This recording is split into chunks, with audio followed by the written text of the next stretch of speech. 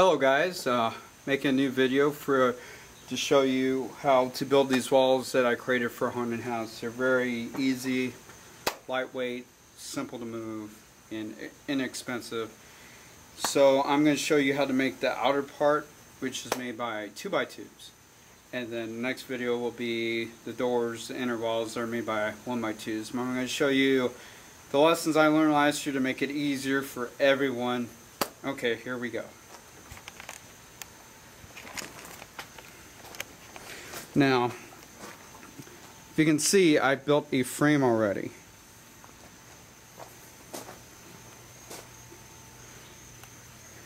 And it's sturdy once you get these walls together. These are 2x2s.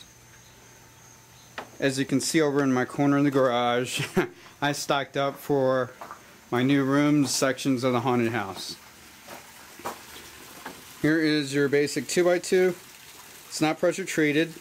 Doesn't have to be, it'll last. And here is what I use to cut them.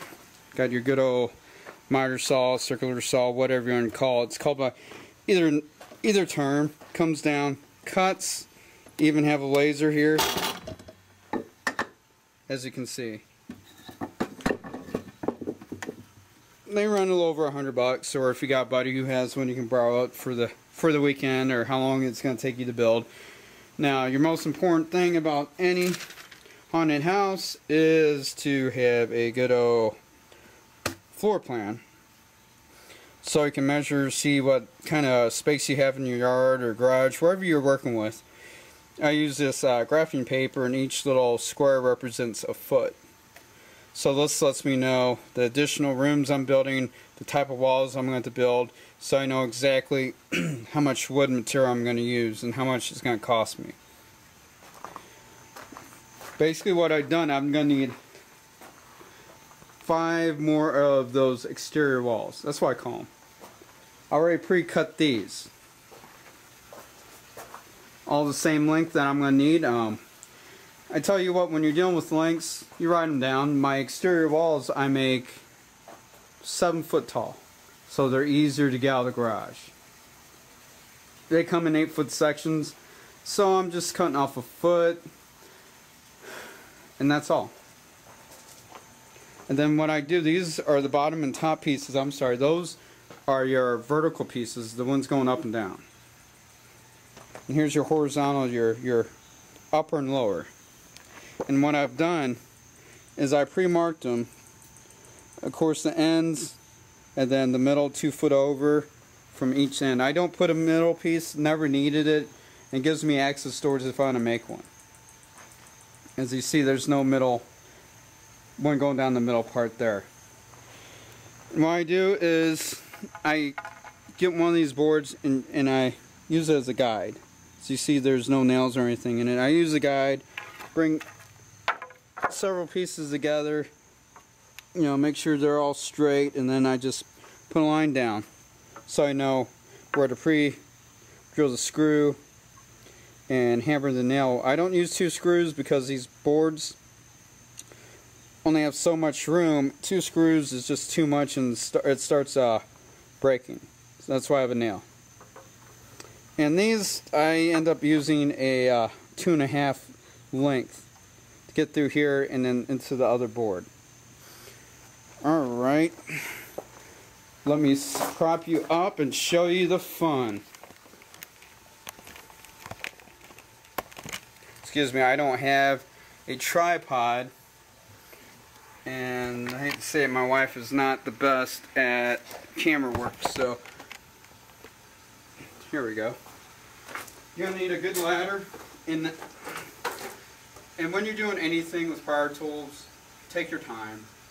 If it doesn't feel safe, don't do it. Use safety glasses. You only have 2 sets of eyeballs. It's not worth it. And then when I deal with loading all this wood product, I use gloves. Just the cloth gloves so you don't have any splitters. Another thing I got around my waist, it's a good item that holds nails. You can get that at your big box stores. So I prop my ladder here, and then I'm going to get my 4 pre-cut. I guess they would be like your studs in your wall. set them here. Alright. And then I'm going to get one at the top or bottom. They're the same. And now when you're dealing with working your garage like this, you definitely want to take your time and keep track of your nails.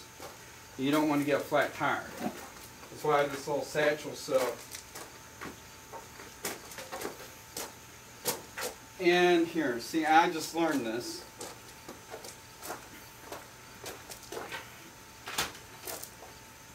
That I've been using my wall over here as a prop to prop up this top. It helps out. If you don't have any pre-built walls, you can get a 2x4, 2x2 or whatever, make a ledge, and you're going to see what I'm talking about here. Move the slider over.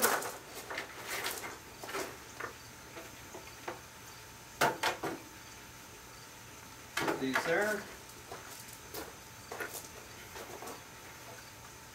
Make sure I'm in the shot. And that's where you have to pay attention. Now, my hammer will not slip in the stupid ladder. Okay?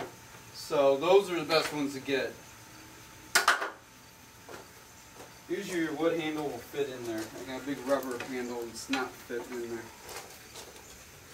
Now you can see why I pre-drilled and nailed this. Because it makes life easier. And I got my ladder way too far over. Alright, we're going to try it. Yeah, I'm going to have to move my ladder over.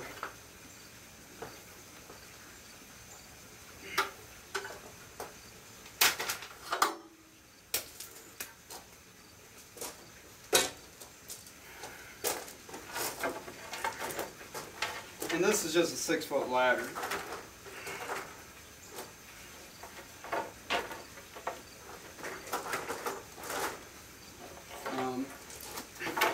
Last year, I did this by just trying to do this on the floor, and it didn't work as much because I couldn't get any leverage to push against anything.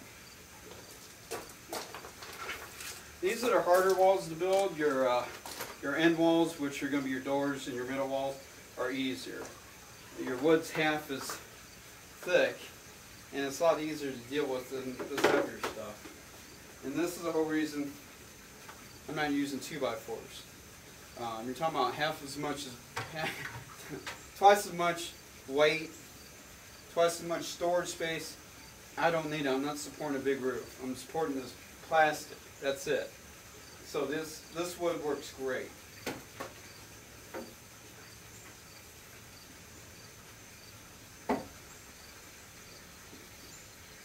Alright. And no preference if I hit the nail or the screw first. It's whatever is the easiest. If I can do the nail, I do the nail first.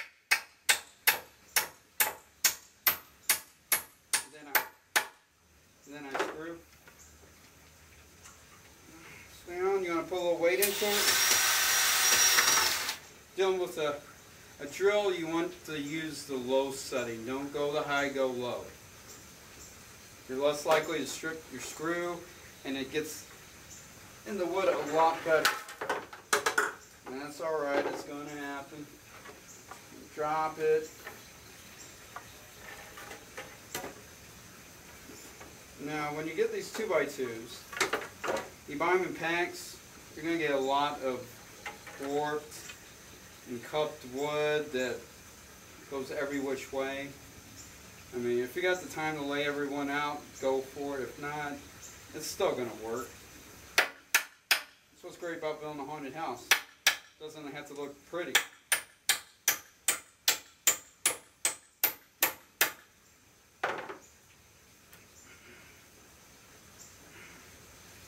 And that isn't totally on the side, so guess what? You just hammer it up.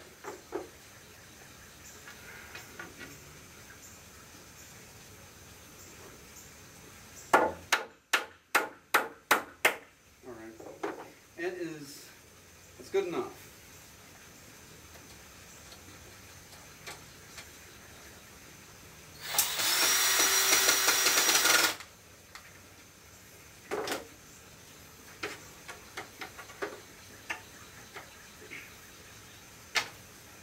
and you just kind of walk it over.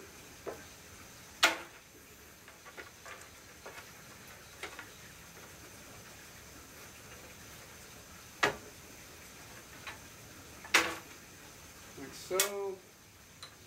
And this one becomes real fun. So you know, we're going to support it at the other end.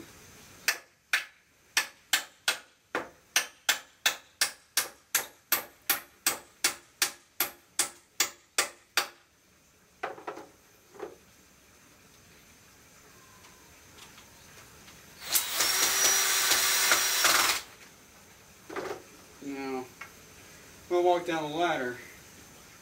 Then you gotta remember, got a drill hammer here. Be careful.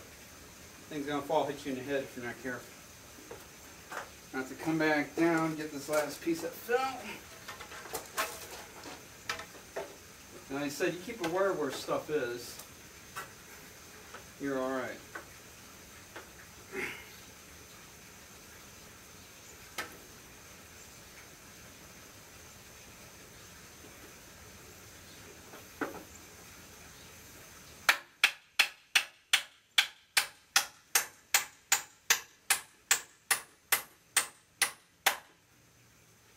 These aren't special nails, they're just your average nails. They're not they're not meant for outdoors. They're not your patio or your deck nails. I'm on a tight budget, so corners I caught, I mean the stuff I left outside is holding up quite well. Now, you're done, just let it fall. And then make sure you take these off the top. Okay, good habit. You want them to fall and hit you in the head. Alright. Now, you may wonder, how am I going to get the other side? Because these things will, if you try to raise it, they will come out. Okay. And I'm going to show you the trick to do that.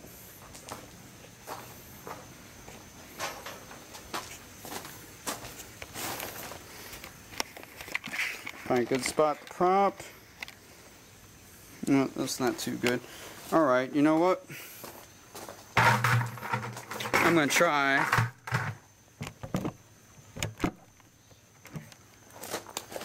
It's not working either. Alright.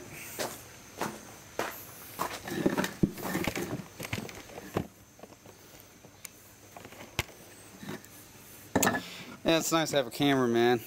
Alright. What I did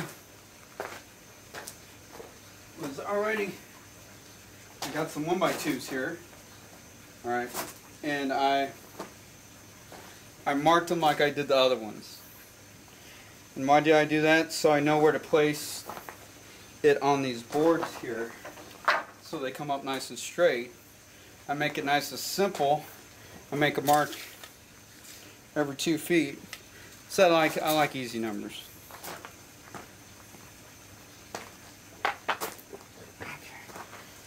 I tell you what, you're better off using a pencil when you do this. Sharpies do not last long on wood. 2 feet.